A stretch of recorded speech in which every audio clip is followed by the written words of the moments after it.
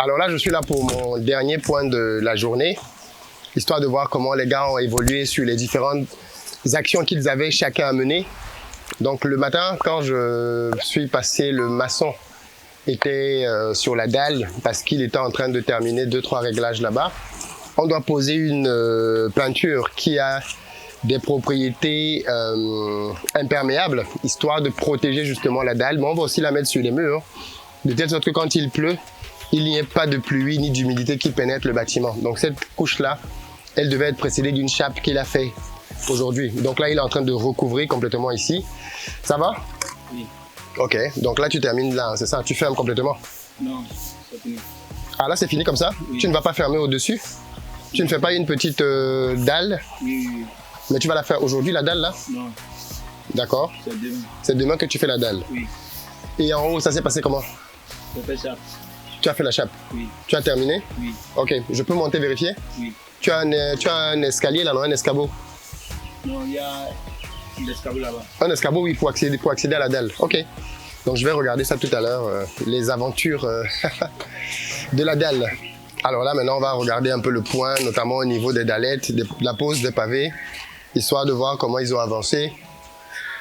Bon, j'ai l'impression qu'ils n'ont pas beaucoup avancé depuis la fin de matinée. Ok, donc ils ont fait cette deuxième rangée-là. Merci à lui, c'est sûr qu'il ne pourra pas terminer demain. Chef, tu n'as pas eu la livraison des pavés? Bon, là, on a un problème. On a un problème parce que j'ai payé depuis hier la société qui devait terminer la livraison des pavés pour permettre que le chantier évolue. Et les gars là attendent cette livraison depuis un moment et elle n'est manifestement pas arrivée. Donc là, maintenant, je vais appeler le monsieur ou la dame en fonction de sur qui je tombe pour qu'il m'explique pourquoi ils n'ont pas livré les pavés.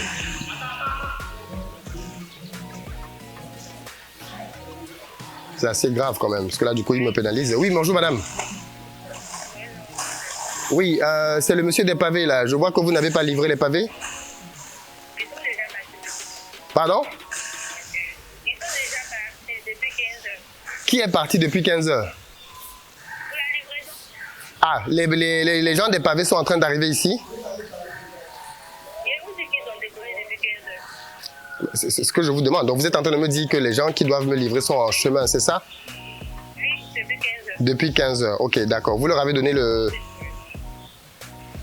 Ils ont votre reçu et puis le bon de livraison. Est-ce que je peux avoir leur numéro de téléphone pour les appeler, pour savoir à quel niveau ils sont? Parce que du coup, on doit s'organiser ici. Vous pouvez m'envoyer ça sur WhatsApp, s'il vous plaît? Comme ça, j'ai le numéro directement. Parce que s'ils sont partis depuis 15 heures, ça veut dire que ça fait à peu près 2 heures qu'ils sont en route. Ils ne devraient pas tarder à arriver ici. Alors, je vais vous envoyer. Donc d'accord, très bien, merci. Alors, je vous explique ce qui s'est passé. Franchement, dans la vie, il ne faut pas vous laisser faire. Il ne faut absolument pas vous laisser faire. Voilà une société chez qui j'ai passé la commande des pavés. Et quand je leur ai passé la commande des pavés, on a convenu qu'ils devaient me livrer en 2 fois. Parce qu'ils n'avaient pas assez de briques rouges, en fait. Donc, ils les ont fabriquées pour moi. Je leur ai donné la superficie à couvrir. Et ils m'ont donné des briques en béton et des briques rouges. Il se trouve qu'ils avaient à peu près 30 mètres carrés de briques rouges et ils m'ont livré pour 150 mètres au total, donc à peu près 120 mètres carrés de briques en béton, on va les appeler comme ça. Donc du coup, on est arrivé sur le site et on savait très bien qu'on ne pouvait bien évidemment pas avancer grandement sur les travaux. Et il était question pour moi de confirmer le nombre de briques qu'ils ont envoyées, parce que parfois vous convenez d'un nombre et quand tu arrives sur le site, ce n'est pas le bon nombre. Donc on devait recompter le nombre de briques pour s'assurer qu'on a bien le bon nombre de briques. Et ensuite, derrière, leur dire quel était le nombre de briques rouges qu'on voulait en fonction des figures qu'on allait faire sur site. Parce qu'au départ, j'hésitais à prendre uniquement du rouge pour avoir vraiment une touche, un peps au niveau du sol. Mais je me suis dit, s'il fallait attendre que toutes les rouges soient faites, j'allais beaucoup attendre. Donc du coup, on est donc parti sur ce modèle-là que vous voyez et que vous connaissez. Vous connaissez un peu l'histoire qu'on a eu aussi ici avec le technicien qui devait monter ces briques-là. Donc du coup, je l'appelle pour lui dire finalement, on va faire du 50-50, c'est-à-dire comme on fait une béton, une rouge, vous allez nous faire une livraison 50-50.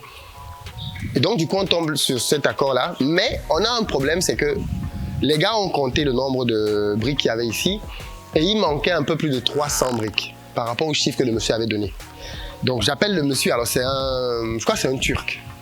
Et là, il est juste, non, c'est pas possible, on n'a jamais fait une erreur comme ça, 300 briques, c'est beaucoup trop. Donc, je demande aux gars de recompter une deuxième fois. Ils ne veulent pas recompter. J'insiste, et du coup, ce sont les gars du chantier qui recomptent. Et quand ils recomptent, ils se rendent compte qu'en fait, la première équipe, donc les poseurs, avaient fait une erreur au niveau du calcul parce que vous pouvez regarder les briques derrière. Hein.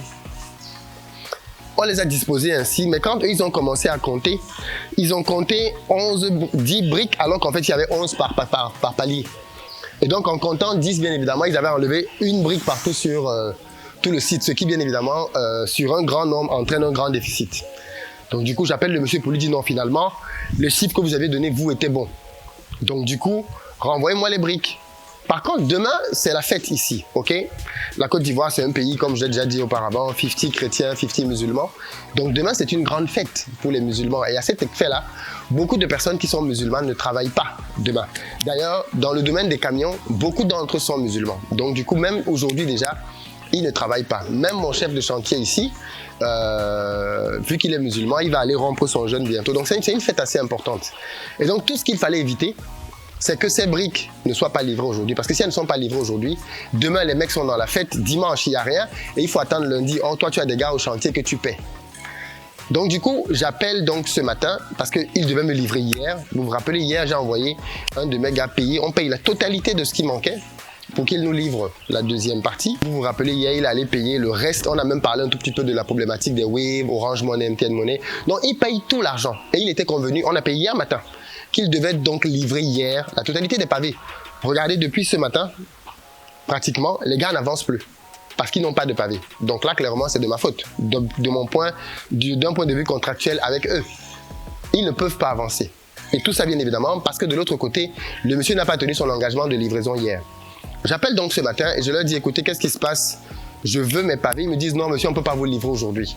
Aujourd'hui, c'est un jour fermé, comme on vous avait prévenu. Le vendredi, c'est la veille de la fête, les gars ne travaillent pas.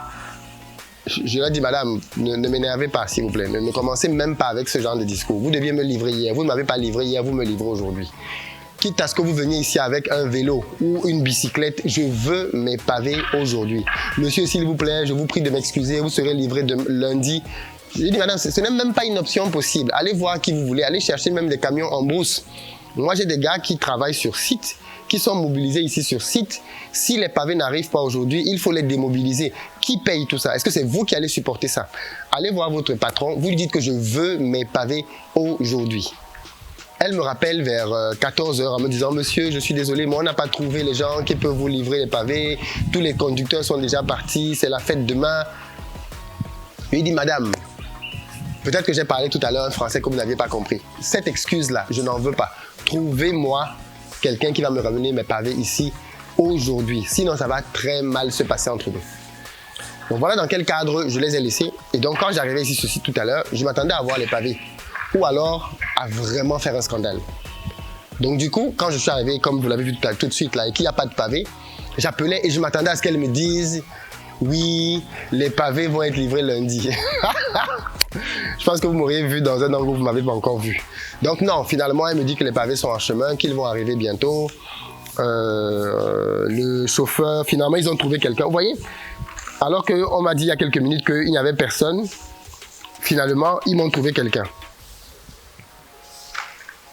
Comment ils ont fait pour trouver quelqu'un, j'en sais rien. Mais dans tous les cas, me voici avec quelqu'un qui est en train de venir me livrer.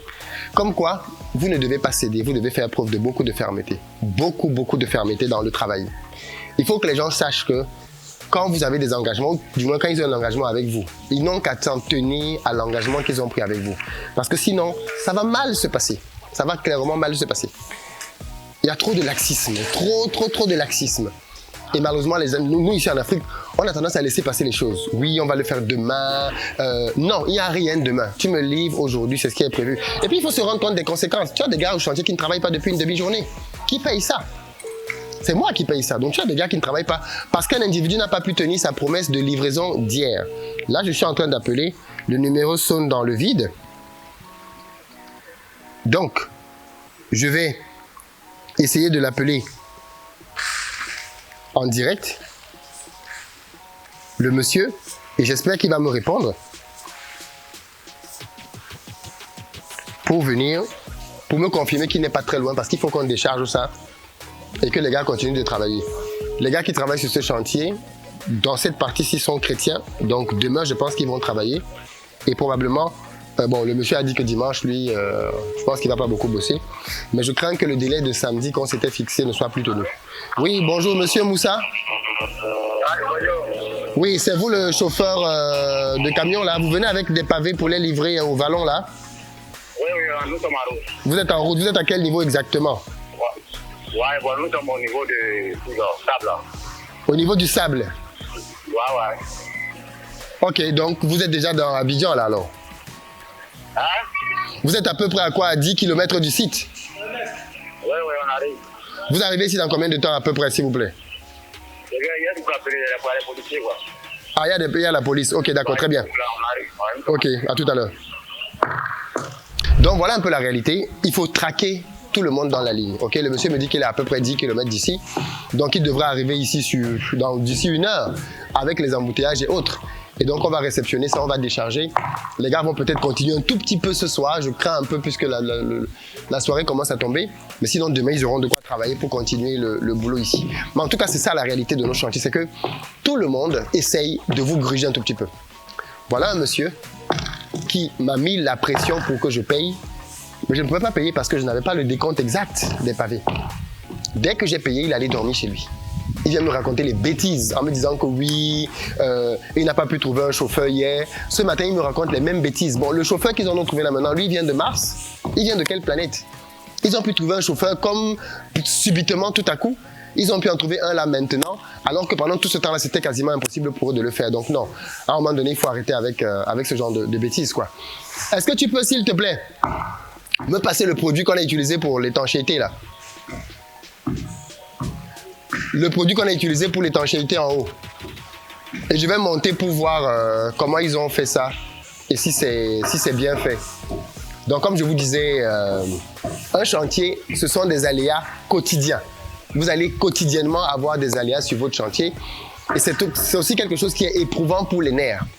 Donc si vous êtes quelqu'un qui vous énerve vite, qui monte très vite en température, le chantier va vous mettre sous pression, beaucoup sous pression. Par contre, si vous êtes un peu plus calme, un peu plus modéré, un peu plus apaisé, ça devrait aller. Il y a un autre dossier très chaud que je dois aller gérer maintenant. Auprès d'une société qui s'appelle Shangan ici, qui fait des voitures. Et je vais y aller pour pouvoir gérer ça tout de suite. Ok, merci beaucoup Ernest. Donc ça c'est la solution qu'on a mise en haut. Hein. Pour les spécialistes là, de l'étanchéité, il y a cette solution que l'on vend ici. Pour pouvoir protéger en fait la chape de la pluie. On va la mettre aussi sur des murs. Je ne sais pas si vous la connaissez et si vous la recommandez. Je sais qu'il y a plein de techniciens ici et j'ai envie de vous écouter là-dessus. Est-ce que vous avez déjà testé cette solution? Qu'est-ce que ça a donné pour vos sites? Dites-moi ça dans les commentaires. On dit que c'est une très bonne solution. Moi, je ne l'ai pas testé. D'habitude, j'utilise d'autres choses pour les dalles. Mais bon, on m'a dit que ça c'est une très bonne solution. Donc, dites-moi un peu ce que vous en pensez.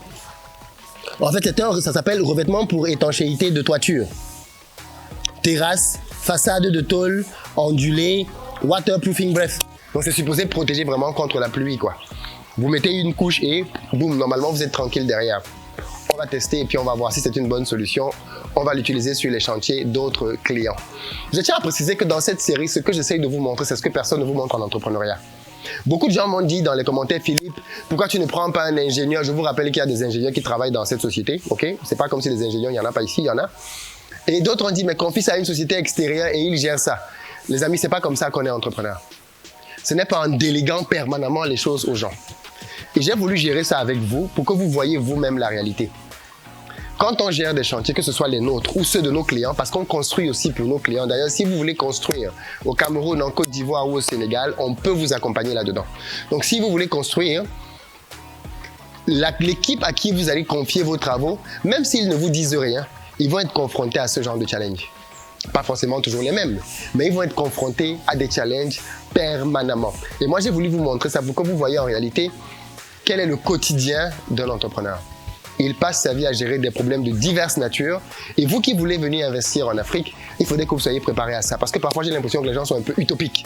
Ils espèrent que tout va très bien se passer comme dans le meilleur des mondes. Ils n'auront rien à faire et bim, tout va être parfait. Non, ça, c'est pas la réalité. Dans la vraie vie, vous avez des contraintes avec le personnel, vous avez des contraintes avec les fournisseurs, vous avez des contraintes avec des clients. Et j'ai décidé de vous montrer les coulisses d'un business en vous partageant déjà ce premier chantier, mais en faisant ça désormais de manière quotidienne dans ma vie d'entrepreneur en Afrique. Quand je vais commencer l'activité, vous allez voir comment on va batailler pour avoir des clients, les jours avec, les jours sans, et vous allez voir comment est-ce qu'au fur et à mesure, on va bâtir ce qu'on espère ici être un empire. Mais le but, c'est que vous voyez tout ça et que ça vous inspire, que vous appreniez et que vous grandissiez dans vos propres parcours entrepreneuriaux. Et puis, bien évidemment, qu'on échange parce que j'apprends aussi de vous dans les commentaires.